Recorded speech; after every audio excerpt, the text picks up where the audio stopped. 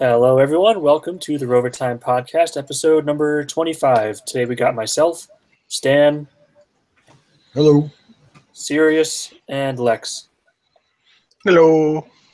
Hi there. We don't really have a particular structure for tonight, so it's going to be a little bit more free form. I know it's like the Halloween episode, but we don't really have like a Halloween theme. But some random stories I guess we can pull up that I thought were interesting. And the one I wanted to start off with actually is I didn't really take it too seriously at first anyway, but it's the whole Kid Rock running for Senate idea. You guys heard about that one, right? Oh, you mean the fact that he's no longer doing so? Well, he never was, and that's why I have a problem with it. It's so people just started like making that up as a rumor, and then he was like, "Yo, I heard him on the Howard Stern." There's a clip of him on Howard Stern talking about it, and he's like, "Dude, just go with it, see where it goes." And just they were making merchandise, selling T-shirts and stuff like Kid Rock for Senate, but that was his PR thing for his new album, though. Like, yeah. And then he goes like, and then someone asked him like, "Are you actually running for Senate?" He's like, "No, are you kidding me? Like, what the hell are you talking about? I'm not actually running," which is kind of ridiculous. Because like you just like played with people, and as much as it's not, I didn't take it seriously. I'm not even from Michigan, but like people might take it seriously, and then that's just kind of weird to play with people like that. Well, I would think. I mean, I understand. With Donald Trump changes the entire narrative. When it comes to celebrity doing that. But if I was Kid Rock, I'd be like, there's no way anyone's taking this shit seriously. Hold on. It was not Trump that changed this. It was Al Franken. Al Franken was the one who. Well, he got into it, but I mean, well, technically, if you want to talk about it, Ronald Reagan was one of the first, actors that got into it. But I mean, I think for today's, I don't think a lot of people would, think of, Al Franken. When they would first say, think of a celebrity that But that's the thing. Franken made the direct transition from I am an entertainer to I am running for office, and it is almost a joke to I got elected, and I'm going to take this seriously. He did not he did not go into politics and say I'm going to be a senator. He went in and said the system is broken, and watch, I can win an election, and that was basically how it started. And he did that. I honestly, until like some of these recent. And it could just be because, he's not, I really had forgotten he was even remember in the Senate. And we had Jesse Ventura, who basically did the same thing, though I think he came from a more honest political position where he really did believe he could do some change, and I think he did, though he's gone even more crazy over the years.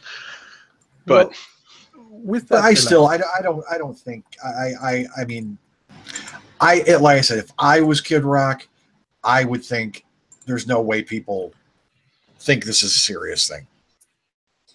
Well, I think he probably looked at the early polling and said, that is probably not enough. And the early pushback, because this is how a lot of politicians run it. They put out those feelers, they send out, something that can be backtracked, and they say, oh, no, we weren't really considering that. This is an easy way for him to do it. And he gets the added bonus of a lot of free publicity for an album, right? That's exactly, there it is. That's it. It's the publicity. It's like, why not? If it's gonna, it's gonna get more eyes and more, Here's what I'm saying. I'm saying go for it. For him, it was an easy win-win gamble, right? He's at least going to get the free publicity. And if he had come out and the polls, because they did polling on it, because of course everyone's like, well, would he win? And if polls had come back like 85% to win with his name recognition alone, then he'd be like, well, screw it, I'll run for Senate. Why not? And it would be funny. I think Kid Rock actually did have good polling numbers from what the article I saw was, right? But not good enough to justify his run, because you got to remember he can only go down, right? Same thing with Trump. Trump could only go down, so he had to start at a meteoric high because everyone already knows who this person is. Everyone has an opinion about him already. And Hillary had the same issue. When you are a known quantity, people can attack you from relative safety because you can't know everyone who's going to come after you. And so his numbers could have only gone down against very seasoned political professionals. And as TJ Kirk pointed out really well during this whole thing when it started, Kid Rock has a really horrible actual narrative to tell, because when you point out his actual life of being very upper middle class, bordering on rich, and pretending to be like a trailer park kid, is a little disingenuous, right? By the way, momentous occasion here. We have both Roaming Millennial and Matt Christiansen in the chat. So hey guys, shout out to them. Big time. But and I would say, the only thing I would counter with when you're talking about poll numbers, I mean, if anything, this last election has told us that poll numbers are bunk, because they throw out all these polls, and according to the polls, why aren't I by 50 points? You might be asking. It's like, so. Yeah, I mean, but I don't think he took it seriously. Sorry, again, Mark, go ahead. But it's even like just disregarding the polls completely. Just the idea of not like refuting the rumors that he's running, like that's like if people. I mean, I think it would be kind of dumb to actually put your hat in the ring for Kid Rock, but if there were some people that were actually really hyped up about him winning, like what if like Ben Shapiro and Andrew Klavan actually did run for office, and they made T-shirts and hats, and they sold them and made money off of them, and then they were like, "Oh no, we were just joking." Well, that's what I have a problem with. As an outside viewer, what I always find interesting is, for as cynical as people can be about their politicians, in America there seems to be this reverence and mythology around political office, and it goes all the way back to Washington, where it's like basically he's been turned into a deity. But to say that someone is going to try and run for the office and then not, in Canada we'd be like, but to the United States, I think there's still a large population of people who see that as being outright hypocrisy, because you're actually defaming the position of a political power within your nation. Yeah, I mean, he might have put out some stuff, but I mean, again, I don't follow it, but as far as I know, he never did he ever actually say I'm running. No, but he just kind of stood back and let it. Somebody did form an exploratory, filed to the very minimal starting paperwork that would have had to be filed, but literally anyone could have done that. It's sort of like there were joke things for the presidential campaign. Was it something dumbass that was running? A bunch of people did it. It's really easy, and it didn't necessarily have to be him. And it was after the press campaign for the album had started, so it's hard to know if it was actually him. Although somebody could probably look it up. But now that he said he's not running, it doesn't really matter. So. Yeah, I would imagine it's one of those things where no publicity is bad publicity. And because of how charged politics is at the moment, that's going to amplify the number of clicks and interest you're going to get. So it's like that's probably a very shrewd marketing position or to take. But I will say, I do, Mark, I do understand your point where it's like, okay, you're not shooting it down, and you're making some money off of the unknown. So I guess I can see that a little bit, but I mean myself, I never took it seriously, but that's just me. I don't live in Michigan, and I wasn't hoping for it. So now, mind you, I could see a Ben Shapiro or Andrew Klavan type actually being quite annoyed at this, because they actually do believe that there is a prestige to government positions, and a prestige to the American system itself. So for people who are invested in America's governance system as being a reflection of what America ought to be, I can see where there's some hurt for this. I mean, I guess, but at the same time, that reverence for the position, it comes, or supposed to come, from a source of any man can serve, and any man should serve, right? That a citizen electorate is supposed to elect people from the general populace who will do the best job to lead it, and that can be anyone. And that's supposed to be quintessential to our belief system, right, in America. And that's part of why we idealize people like Washington and Franklin and all the founding fathers, because they were from this wide gamut of people that actually worked. There was no ruling class in that. Well, just wait until you can say that your president actually engaged in a celebrity boxing match with a senator, and then you'll know what it's like to be a Canadian. I'm No, we have that. Our president was literally on WWE for like not just once. That wasn't just a spectacle. He was on there like year after year. He was like a spectacle thing on it. I would love that if there was like ever an electoral tie, there would have to be like a 5-round boxing match to solve it. That would be hilarious. It's incredibly sexist of you, Mark. It's Under incredibly Theodore sexist. Roosevelt, that totally would have happened. Actually, yeah, it would have. Hey, speaking of Americanisms and stuff, the next story I got in line here is from a couple. So I think I saw both Ben Shapiro and Breitbart sharing the story that a Missouri college class that teaches patriotism and gun culture and stuff like that. And I mean, that sounds good to me. I was confused on if it was mandatory or not, because I saw that headline in multiple places, and then I never saw the actual statement that it was a mandatory course ever repeated in any of the articles. But either way, like if this is one of those like intro to college courses where they're like, hey, you're going to learn a bunch of random stuff, and it's going to be kind of in a college-esque format, and it's pass-fail, and nobody really cares if you do it or not. Cool. Awesome. I mean, there are worse classes to take in that format than going to learn and shoot a rifle and learning, some military jargon. Mm-hmm. But, if it's mandatory and it's like a full credit course that tries to fit into an accredited program, I have questions about where that would really fit in. I gotta admit, you know more about than I do because I only saw the dual headlines. I didn't actually have time to read both articles this weekend, so. I skimmed them because you see this stuff all the time. And same with like when Sargon did his whole thing of wanting to suspend SJW courses. I got in deep on that. And Sargon did it all very correctly where he was like, these are the programs, they have this in the title, this is what they teach, this is why they're bad, and they don't fit into necessarily they aren't structured into accreditation programs, right? So they're all elective credit stuff. And this is the same thing with this one, where we have a small college that probably has a couple of accrediting associations that give it its ability to make money. And if they have attached this class into something that is supposed to be an actual degree program, I have questions about the validity of that. But that's not for like us or the public to really decide. That's why we have accrediting bodies to come and say that, no, that class is bullshit, and stop telling people that it's worthwhile for their education. And if it's just hey, you came to college at this particular school that is a Christian college, right? So it's not like most of their student body is going to be against any of this, or probably really even need this course. Let's be real. Like this is probably a lot of review stuff for most of these kids.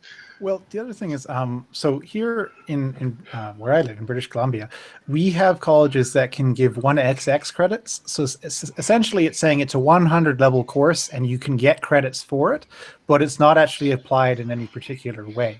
So it would seem to be an interesting sort of way of marketing your college to get people to be interested in it. And actually, I could see that being turned into an online program really quite easily, like a non-credited one, just because people would be interested in that sort of thing. Oh yeah, no, yeah. An online course with like a partnership with a local gun range or something for the firearms portion of it would be actually awesome press for any group. Dude, yeah, for sure. And I forget if this is Gavin McInnes or not, but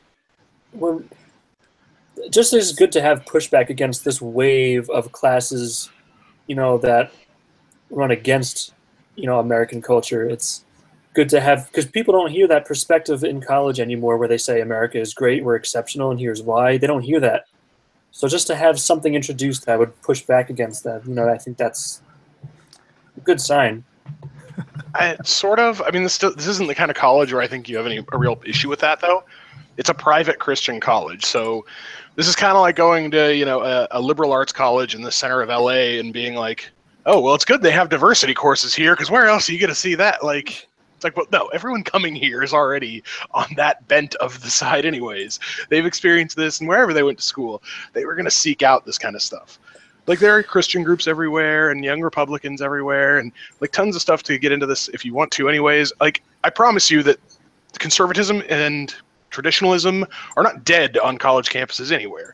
And the idea that America isn't great is also like isn't unanimous in all college. Like I went to a very liberal school. It was founded by literally Orthodox Jews. It is known for its Jewish bent. It is known for having a ton of New Yorkers coming to the South and going to school there.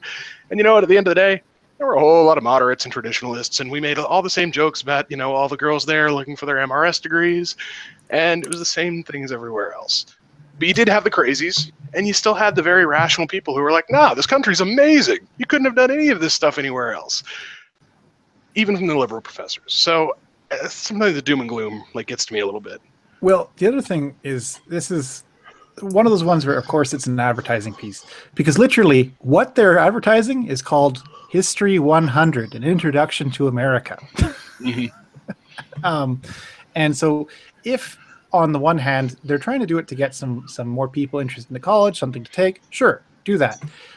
But if they were to actually do it as a distance ed course, which you could sign up for and literally say you can learn about how guns became such an ingrained feature in the American psyche and how we can use them safely and well, sure, that's got a lot of utility to it. And, you know, as someone who wants to be a respectful and also good gun owner who can actually talk to people about firearms and how you can use them safely and how you should store them properly, I have no problem with a course that goes over that type of thing. Yeah, totally. Yeah, and I think, you know, I think one of the, you know, to your point, I think a lot of, I don't think Twitter and social media is truly a reflective of real life as much as the media and social media would like you to believe. You know, it's you know, because if this truly was going on, I mean, there are thousands of colleges across the country, and yeah, you know, you hear about the most out there ones, but there are plenty more that are, quite frankly, very normal and still have the proper amount of, you know, discourse. It's just that, you know,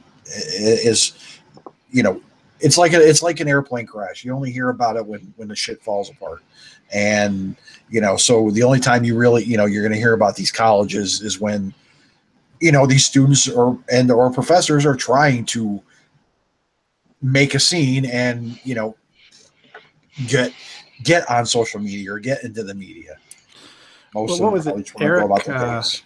Weinstein, I always pronounce his name incorrectly, but Eric was saying when the whole thing went down at his college, he didn't know any of the students that were causing problems. He's like, these are not my students. They're not part of my faculty. And, you know, so much of it is just catering to your particular fan base or to your particular interest group. And, you know, as an outsider, I would say if this appears on a Canadian news channel, we go, oh, those weird Americans, they're really into their guns and things like that. But it's not like beyond the pale. It's like, what would actually be hilarious is here in Canada, if someone were to create a course about why Canada is the best nation on earth, we would actually get way more pushback from Canadians than from anywhere else. And then you talk to Americans and we're like, no, I can see Canada going for that. Like, if it's going to be anyone, it's going to be North America. If anyone's going to beat us out, it's certainly not going to be Mexico. So I guess, yeah, Canada might be the best. Yeah. But no, this is the thing. At the end of the day, like, you have this course, and it could be, and I think until somebody actually takes it and, like, we see what's on it, then I don't know if there's anything to ever be offended about. And it's the same with any other course in college. If it's just American history and dudes shooting rifles and learning how to do that safely, cool. College sounds good. Yeah, and hopefully then it'll just be an idea that spreads. Because I know you said it's a private college, but, you know, if the idea gains traction, you know, I think that'll be a good sign. I agree. Well, and that's the thing. You know, people always bring this up whenever there's a mass shooting of how high schools used to have gun clubs, and they used to actually teach kids how to shoot guns, and, like, it was part of gun culture. And we had no school shootings ever in that whole period.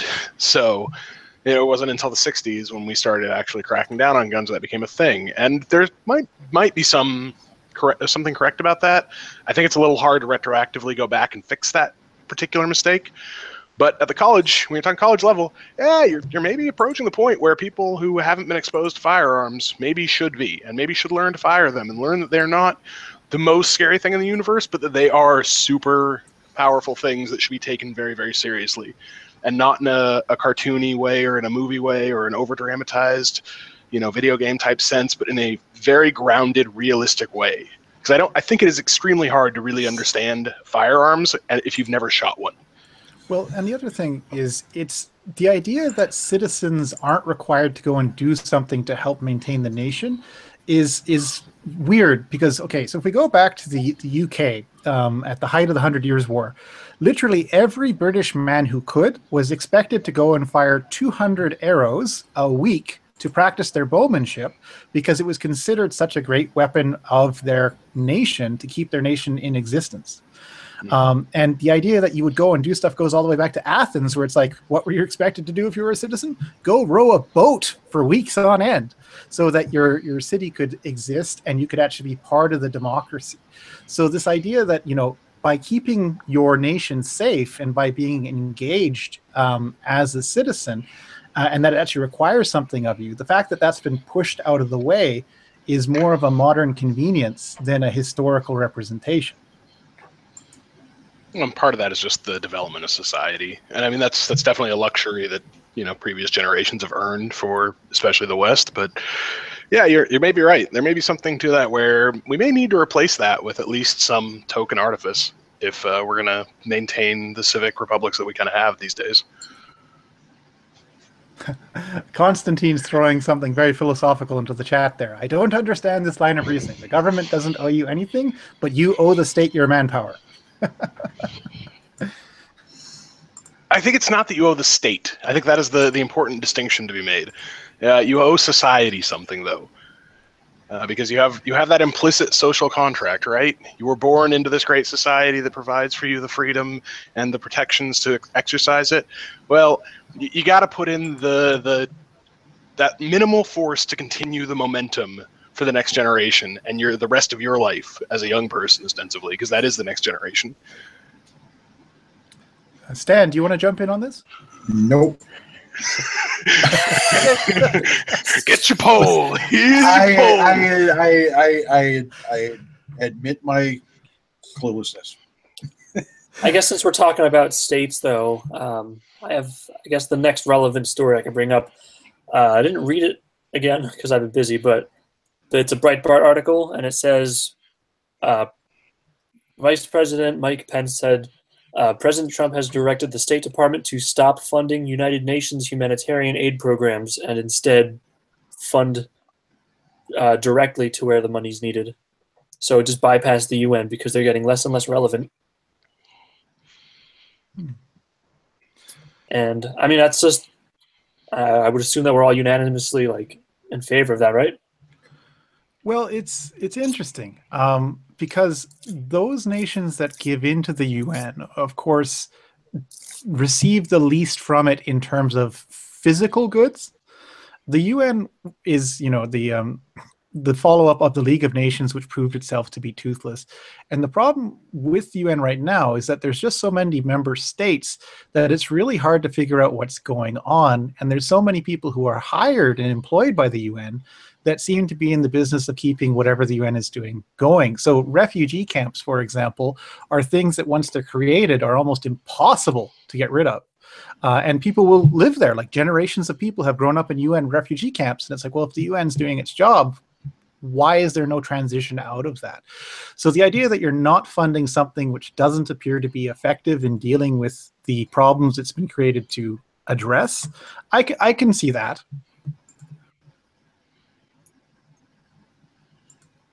So I guess that's good Trump, as Ben Shapiro would say.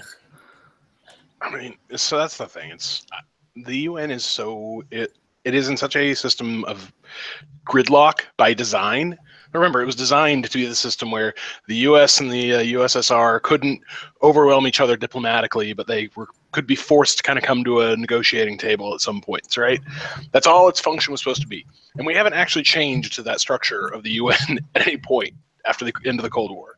So you still have Russia, U.S., Europe in various ways, and China, all basically able to stymie and deadlock each other over a lot of meaningless issues. And all of these countries give two shits about any refugees coming out of any of these countries. If they gave a shit about these countries and these refugees, they would go fix the problems there, because 9 times out of 10, it's some powers within these entities that are holding up any substantive action, right? It's either because they want to sell them guns or get materials out of them, and if they could, they would, but they won't. So the end of the day, the UN is just this bad bureaucratic system that has very little way to change itself. So yeah, deprioritizing it, defunding it is a good plan in the short term, but you need something past that. I don't know if Trump's ever going to have the ability to do that, though. Well, I think the idea of having a place where nations can come together for mediation and actually have agreed upon rules, I think that's actually a good thing. I would argue that the UN is being asked to do too many things at once, and because the people who we see, the people sitting in the chairs, aren't actually the ones making the day-to-day decisions about how the UN's multiple arms are working, that we're always left with this idea that the UN is not doing something when really it is. And oftentimes the UN isn't necessarily doing the best things. The UN is really in the pocket of the World Bank, and a lot of really shady deals by basically corporate interests taking over small nations or parts of small nations' infrastructure are actually facilitated and then enforced by the UN. So it's sketchy on a lot of levels. Yeah, I'm personally for any of these. I mean, one of the things Trump is doing is, I mean, for lack of a better word, he's trying to streamline stuff, and it's like, why are we contributing to this? Or, again, he seems to see the UN for, frankly, what it is, and pointless. It's like, why, I can give this money directly to these people, as opposed to handing it to you and then maybe what a certain percentage is going there. So no, I'm all for that. Yeah, I also think the other thing is, so what does the UN do on a day-to-day basis? Well, it's supposed to be, as I say, a place where people can negotiate. But what it's also most well known for is the peacekeeping initiatives. And we don't hear an awful lot about the day-to-day runnings of those. But here in Canada, we can point to what happened in Rwanda and say, look, we had a Canadian general in there in charge of Canadian peacekeepers and the combined force, and they were told by the UN, don't do anything. And it's like, so if the organization that's supposed to help maintain peace and facilitate understanding and coexistence between peoples is the organization that literally says, oh yeah, you could save people, don't do it. Right. What does that leave you? Yeah. I hate that. Yeah, 9 times out of 10, when I want to disagree with you, I can't find anything solid to disagree with you about. That is such a depressing way to think about the UN, by the way. Thanks for that. Well, but I mean, it may be depressing, but it's spot on. Yeah. I mean, no fake news there. I mean, it is what it is. Yeah, and that's coming from a Canadian explaining it and still saying, yeah, they're a bunch of fucking losers in his own Canadian way. Yeah, a little more politely, I guess. A little more. Totally. Look, I'm long past politeness. All right, I'm saying you said it more eloquently and it sounded nicer. I'm just calling them just a bunch of fuck ups. So and fucking criminals. So, but yours sounds much better. Yours sounds way better than mine. See, we're back to this. If it's not America, Canada might be the best country in the world. And Americans will accept that argument. Canadians, too polite. I don't know. Canadians are some pretty awesome people. Canada, maybe not. True, not enough sunshine right now. We happen to know some really good Canadians, which kind of skews our view on, on them as a whole. There's also a reason, though, why we're generating people like Jordan Peterson and Gad Saad and Theron Meyer, because unfortunately, our politeness has led us really into the quagmire of when we say we have to tolerate other people, we tend to fall into the stance of that means bend over backwards, rather than having tolerance, saying we appreciate that you come from a different place, a different background. But in coming here, we want to take from your culture what enriches ours, not what drags ours down. And we have a really hard time trying to articulate that. And it's going to hurt our country in the long run. I mean, there's always one of those things where, throughout history, the things that people tend to be the most worried about, vocally, like very publicly, always in hindsight look very, very minimal, and the things that nobody talks about end up being huge issues for some time, at least. Media and art always come to mind as the classic example of things people yell about a lot and end up not really mattering in the end because society just adjusts to the new standard and we move on. And I keep trying to convince myself that immigration is going to be one of those things that we yell a lot about and ends up not mattering. And I keep looking at the numbers and I'm like, yeah, it just keeps getting worse. But at the same time, somebody keeps recommending the book about how the numbers keep getting better, and we keep saying that the world's getting worse somehow, and now I can't remember the name of it. Save my life. Okay, I'll plug Steven Pinker again. Yeah, The Angels of Our Better Nature.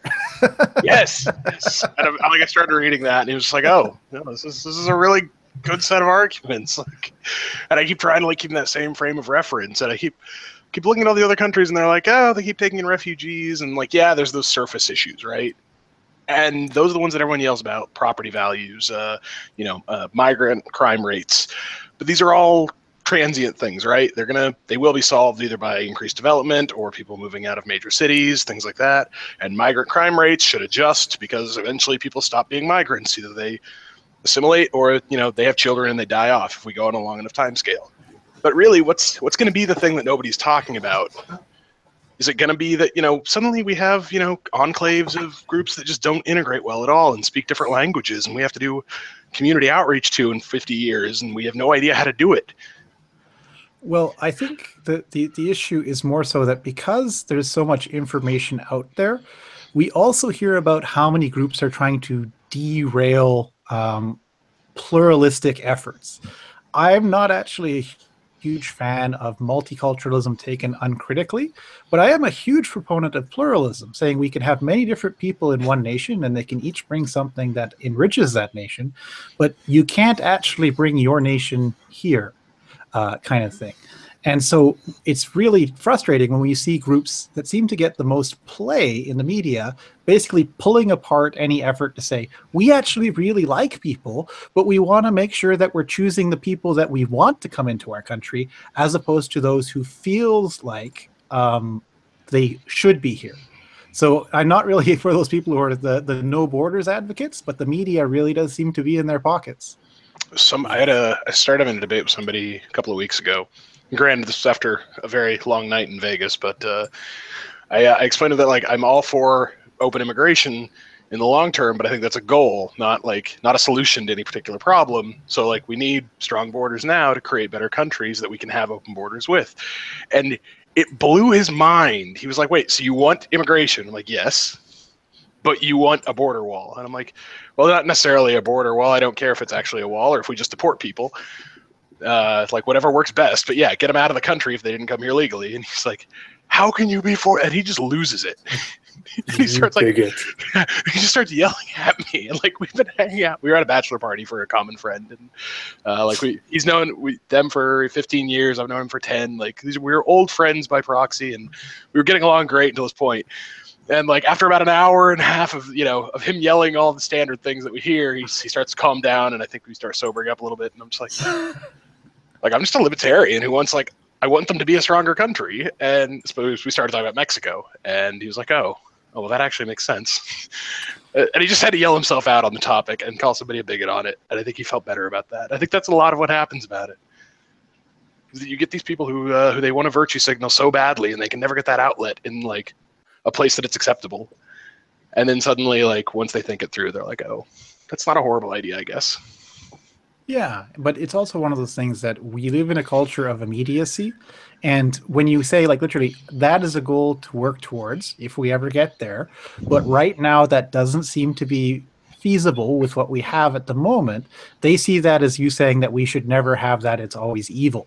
Mm. And it's just no, you need some moderation in there. You actually need to listen to what I said. Yeah. I want to transition to that.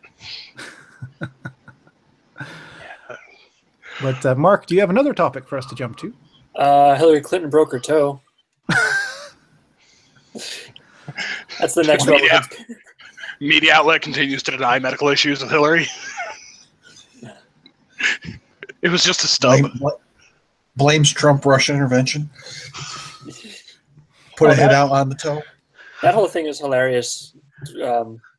Just her blaming Trump for Russian collusion when we knew this all along, but like finally, like it's becoming more mainstream knowledge that she was the one colluding with the Russians. Can I just point out that we still have media figures or media outlets that still treat Hillary as the president, right? If any other former not winning presidential candidate had broken their toe 9 months after the inauguration, we would not have heard about it. Yeah, no, that's also another one that's interesting watching it from another country, basically. In that the narrative which I see emerging is that so Trump might be the head of a corporation, but he's not an avatar of the corporatist sentiment. What Hillary Clinton seems to embody and what these reviews and about the Russia collusion and stuff seems to show is that there's corporate entities at work that are piggybacking on the Clintons and their particular, their foundation, in order to push things which they want. And they don't actually really care about national boundaries and national secrets. They just want to get access to things. And it seems that the Democrats are quite wed to this corporatist methodology, I guess.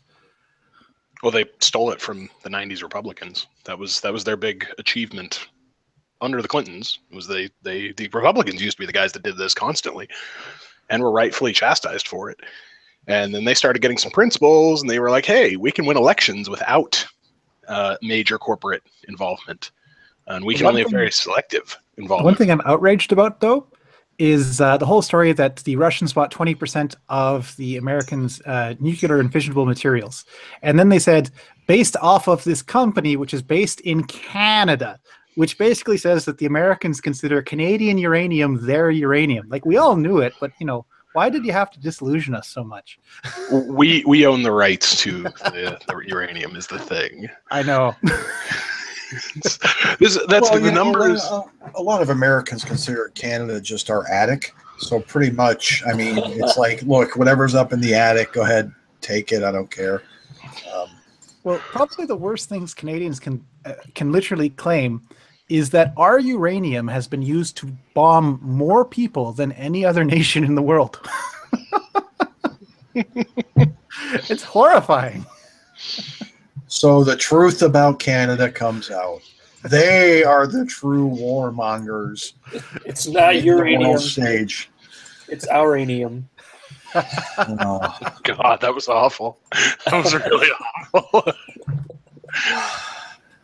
I thought, Mark, we've discussed your jokes. Really. I mean, and especially with how proud you are of them afterwards. You missed my one earlier in the chat when we were talking about guns, and I said Mark Wazz has the best marksmanship. I saw it. I was ignoring it. So the other stories that make me doubt humanity this week, because this week has been like a very low-key, depressing week about humanity. We have we've now at least 2 more major moguls in Hollywood being called out for hundreds of accusations. And I'm, by the way, coming back to my more normal opinion of like swaths of accusations of sexual misconduct to saying, well, I'm pretty sure 20% of these people are completely lying, and I'm pretty sure 20% of these people are telling the truth. Then I'm pretty sure there's a big swath in the middle that like is turning a story about him grabbing their ass into like he raped me. But still, this many people, you just got to kind of wonder, how many times can you put yourself in these positions where somebody can make these accusations and still have a career? I don't understand it. He already proclaimed, though, he went to a week of counseling and he's better now.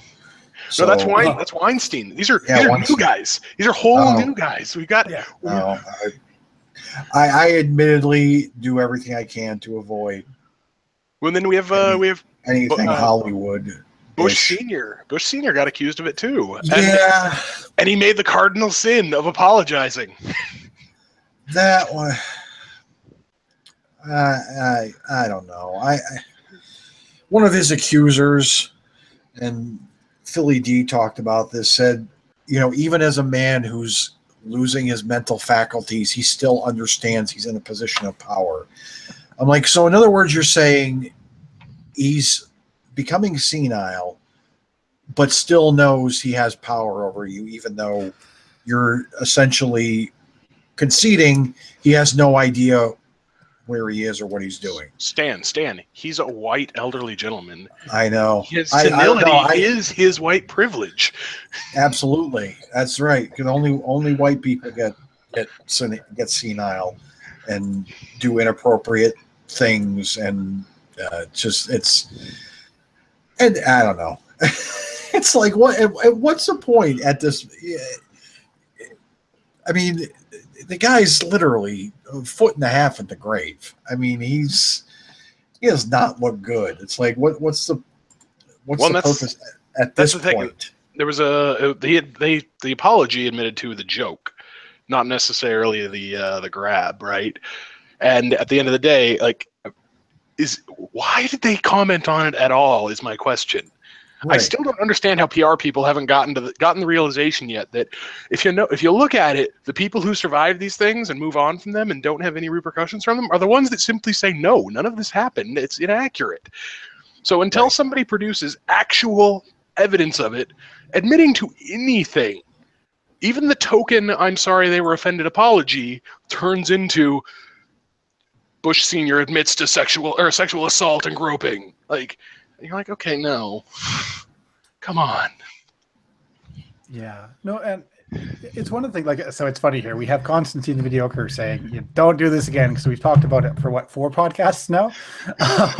You have to, because it keeps being a story. Yeah, the only thing which I could add, because I basically said everything that I could say, is that until such a point as there isn't actually any value to either party in what's going on, that is either asking for sexual favors or being willing to put out sexual favors, we really shouldn't be surprised that it happens. And I can't think of a time in any future, unless we become basically hermaphrodites, where it won't be possible to turn that into currency. And that's both sad, but it's something we'll never get around. I suppose.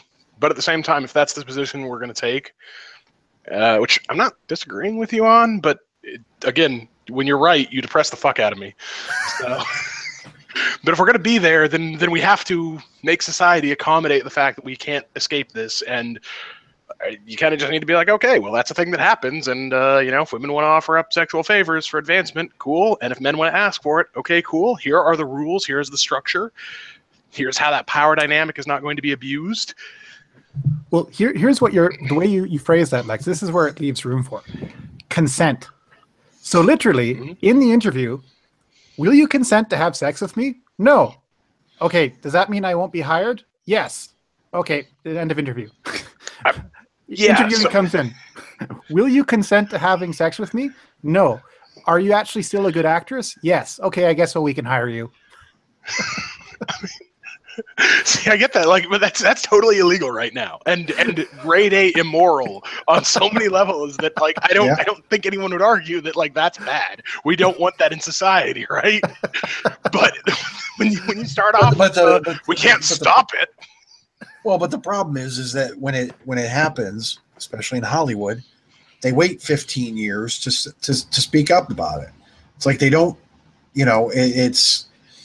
Even it looks like the reports were only recent. It's like, well, this has been going on for much longer than that. It's like, speak now. Don't like Rose McGowan. Don't take $100,000 to shut up about it for a while. Speak up. Say something. I totally agree. That's the only thing about all of this that I really have actually kind of come to support and respect is the Me Too hashtag. And as a quintessential moment where people can point to and say, no, look, people will believe you if you say stuff. So say it quickly so that evidence can be gathered, witnesses can be brought in, and people can actually be, found guilty of actual crimes, or, corroboration can actually be made at the moment, and not, a year, 5, 10 years later, where literally nobody knows what happened in actuality and everyone can continue to deny it in their own heads. That's what gets me about these stories more than anything. Yeah. No, do we want to move from that to Star Trek Discovery? Sure, unless you want to talk about Halloween and how you can't dress as anything without being offensive. Speaking of something we've done 4 times in a row, welcome to another year of Halloween with social justice warriors. Yeah, so we'll forget that.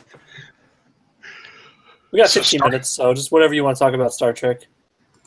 Okay, let's start with the Halloween stuff, and we'll talk about Star Trek together, because I think I'm the only really passionate one about what's going on and how they've ruined my childhood and my fantasy world all at the same time. But sorry, Halloween costumes. Why are they bad, and why is everything insensitive? Because feelings. All right, go on. Also because other people are more attractive than me. Your costume is offensive because it makes me feel out of shape. Well, the thing I find funny about it is the people that get offended are generally not the groups that are being represented. It's these BuzzFeed, cucks saying, well, you can't dress up as a geisha. Okay. So what's the line? Do I, if I have an Asian friend, okay, if she's still in the thing, roaming, can I dress up as a geisha? Because you're part Asian. So I have an Asian's permission. Is it now no longer offensive? You insensitive fuck. She's Chinese, not Japanese. Whatever.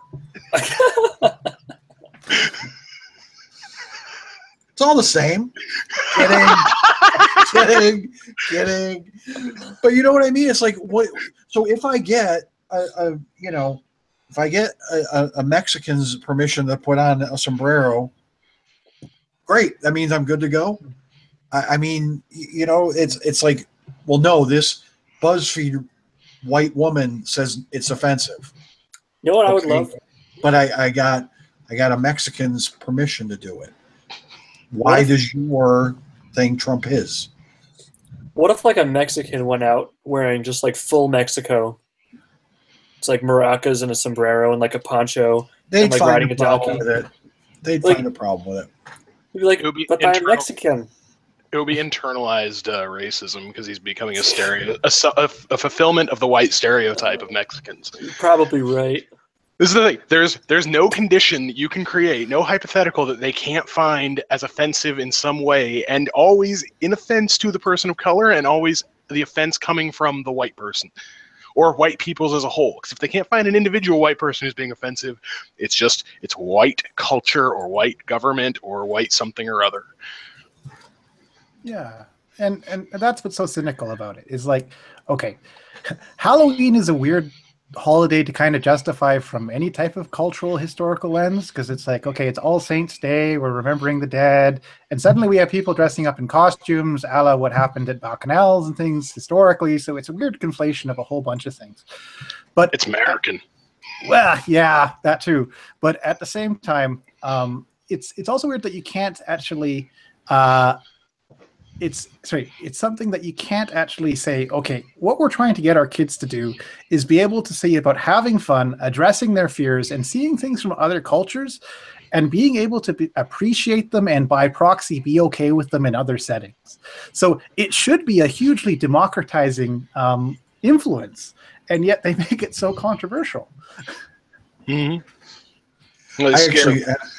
I actually had a funny story. A couple weeks ago, I was out at Texas Roadhouse having dinner, and I usually go to the bar because I know the bartender. And the one girl, she's she's essentially college age, blonde hair, and she was talking about how her niece wanted to go as an Indian, and she's like, she knows it's quote unquote problematic, but she doesn't care. She's like, yeah, sure, why not? We'll get you some spray on tanner as well, and make your skin a little darker. And I'm like, I love you so much right now, because I'm like, it's a little girl that wants to dress up as an Indian. Who cares? She's not being, now granted, doing the spray on tanner is essential. That's the point where I was like, oh wait, ooh, that's no. I'm like, I mean, I'm pretty sure she's kidding, but it was just like so completely un-PC, and does it become okay if you like pin your 23andMe like racial bio and you have like more than 5% Native American? Exactly. It's that's the thing. It's like, you even look at dressing up. I think they're I found the funniest I found was apparently Walmart or someplace was selling a Helen Keller costume, which I'm like, how is that even a thing? I'm like, how do you dress up as Helen Keller? Just put on, you're blind and deaf. It's like, how is that a costume? But it's the one today I saw from and I forget the news source where they said dressing up as Mona from Disney is for white kids. Again, dressing up as Mona from the Disney is appropriating, but also dressing up as Elsa from Frozen is also a problem because you're celebrating white beauty. And it's like, okay, so a white kid can't dress up as a minority or as a white character now. No. They can't dress up as a pretty white character. Oh my God! It's just so what? So what they should do is just put some freaking some pizza dough around the middle and wear a tube top and go out as Lena Dunham. I mean, is that the costume that would be okay to do? I'm loving this new like fad of like these costumes where you're like riding on something like a T-Rex or like Donald Trump's giving you a shoulder ride. That's hilarious. Yes. The Yoshi ones are the best. Well, what about the guy that's like I like the one where it's like you're carrying a dead body, but like you're the body. It's really weird. I gotta find a picture of that. The one I like is there's some old school ones where guys, it looks like they're again a piggyback. They're getting a piggyback ride from like an old woman wearing a babushka. Like those are the ones I used to really find. All right, funny. We've got 8 minutes left, and I want to hear the horribleness that is Star Trek Discovery from a apparently more diehard Trekkie fan than I am. So as soon as I shit, here's the picture. I think and embracing his Canadianness to be polite about it as well, while trashing it. I was already on a really good podcast, and we went for 3 hours with the problems that are going on. Oh wow! But what I have such a problem with is in creating this new Star Trek, they've basically taken everything about the old Star Trek and turned it on its head in a way that could have made sense if they've just moved the pieces around a little bit more. And so it's like, even from the very premise, here we have the main character is a woman. Fantastic. Janeway was a great female lead. And it's like, but we have to make her really weird. So she's going to be a Vulcan who's not actually a Vulcan, who has emotional problems, but she gets trained by the Vulcans, who are the best people at controlling their emotions, yet she still has emotional problems. And then we're going to make her a Star Trek officer who literally doesn't listen to her captain and doesn't get demoted on the spot. And we're going to make her the main character. Not Michelle Yeoh, who is really interesting and having your first like legitimately Asian Chinese captain in the series. It's like, no, we're going to have the most conflicted person who has to tell everybody that she's a super genius when the Vulcans themselves are perhaps the most insular and xenophobic race in all of the Federation. Mm-hmm. And what they did was, hey, we found a little human child who appears to be emotionally scarred. You know what we should do? Let's not take her back to Earth where other humans are. Let's stick her in the Vulcan Science Academy, which we would never do because we think everyone else is an idiot. And when you are a Vulcan, everyone else is an idiot. And we're going to actually train her. And these very kids that beat up Spock because he was half Vulcan are going to be like, oh, this poor human, we'll just leave her be. You know, she's like a pet. Also, the Vulcan Science Academy, which made issue of Spock's mixed heritage on his acceptance in all continuities, suddenly had no issue accepting a full-blooded human at all, and there was no like reason to note any of that either. Like, really? Yeah. Well, that's the social justice aspect of it kicking in now. You know, where it's all about acceptance, and I mean, and let's be honest, if it was a male Earthling, chances are they would have kicked him out, but because But that's the thing. This is Star Trek. Like, it's always been social justice. Like, it's a core fundamental premise. Not the original Star Trek. For its age, it was very social justice. I don't know. Kirk banged anything with a hole. But he also had the first interracial kiss. Like this, they were being legitimately progressive. That's because he ran out of people to bang in the universe. So it's like, well, I got a horror right here, so I might as well. And wasn't he under mind control when they did that? By the way, weren't they both under mind control? Yeah, they were. You're not wrong. Yeah, but they were both under mind control, and they were forced to do it.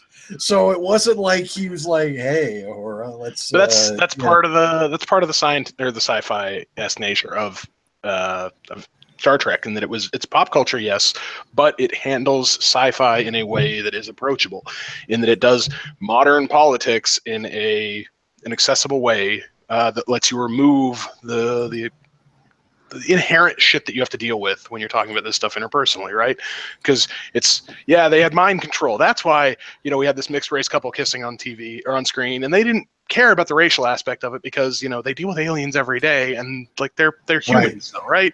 You've kissed green people, so why is it kissing a black person that much of a problem?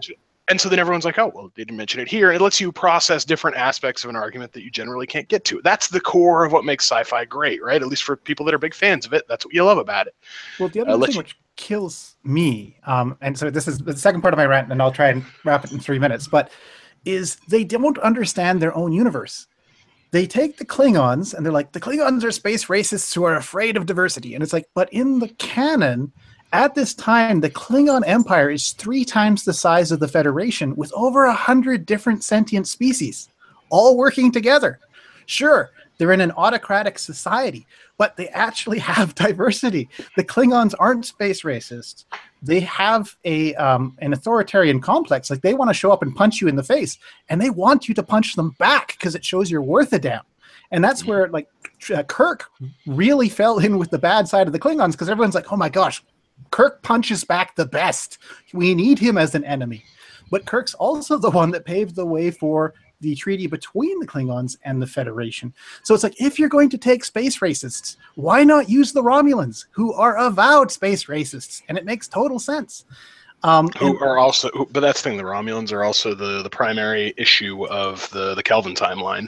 And this is supposed to be proper timeline, so again, we've licensing issues creating a lot more of this problem than actual story elements, which kind of gets to, I think, agreeing with you that the people doing this don't actually understand their universe, because I don't think anyone could, because CBS's lawyers have more to do with it than anything else. Well, Lex, on that, what just shreds my heart as a Trekkie is that they put Star Trek Axanar, a fan service, fan-made film, on hold. Because they were actually going to do this particular war in the Federation better than the show would, with less of the diversity garbage. And it'll never come to be. And just the prequel for Axanar is 20 minutes of Star Trek gold. That's the thing. Like I said, CBS's legal department literally has more to do with anything Star Trek you see official canon at this point than anyone who's actually writing a script or reading it. And that is disappointing, but if I take Discovery as just an isolated vignette, let's say a very high-budget fanfic film, once it's all completed and out, because apparently now they're talking about doing it as an anthology series, which is going to be weird, but I guess is a way to do it that's thematically okay. Take it that way, it looks like it's going to be a relatively good story that is going to fit somewhat of the narrative of Star Trek. It would have been better as another sci-fi property. It would have been better as a Star Trek product if they had put it post Dominion War or way back in the history. But putting it in the middle, you're right, totally ruins a ton of narratives. If they'd used anyone other than the Klingons. Or Lex, they are doing the whole warp drive storyline. Why not just use the Excelsior? That's why that ship was created, to make transwarp possible. They didn't make it work, but now they've Mary-Sued the crap out of this, because it's like suddenly they can travel faster than Warp 9.0 using spores from the butt of a space worm. Well, that's the thing that really kills the Discovery in its tracks for me, is that it literally has to complete with the same reason Enterprise had some issues with me. You get into it to a certain point and you realize, oh, everything they're going to do from this point on has to be retconned out. Otherwise, the whole timeline makes no sense anymore. Kelvin solved that issue in a really interesting way of being like, everything's out the window anyways. We're on a whole new timeline, right? But because we're not in that, we're still in this fuzzy world of we're in multiple dimensions, and that's, I think Midnight's Edge has it right. They're going to collapse this all together. All the universes are going to come back together, and it's going to be through these magic spores, and then they're never going to be mentioned again in Star Trek canon ever again because they're too dangerous. They already ruined it, Lex. They've already ruined it. They can't fix it now. This is Star Trek. We can fix anything. We have omega particles. We can fix anything. Anyhow, though, I'm sure we've bored Stan and Mark to death. So. No, I like Star Trek. A lot of stuff you're talking about I haven't heard of, but I'm all nerd. When Trekkies nerd out, it's either awesome or horrible. I'm all good. I don't know much about the fan fiction or stuff, but that deep into it. But no, And see, here's the thing, though. We have the Orville to like tide us over until CBS gets its act together and actually produces a real Star Trek series. So I'm good. Stan, I will share the link to Prelude to Axanar in the comments there. All right, you can take a look. Here's my dog before we go. Hey, puppy. He's a good boy. Yeah, but with Star Trek, I have no idea what I'm listening to. So lasers, pew pew. Oh, don't even get me started on the new phasers. Those things are terrible. All right, well, we probably want to end it.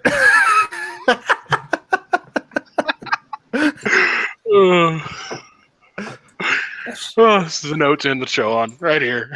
New phasers, horrible.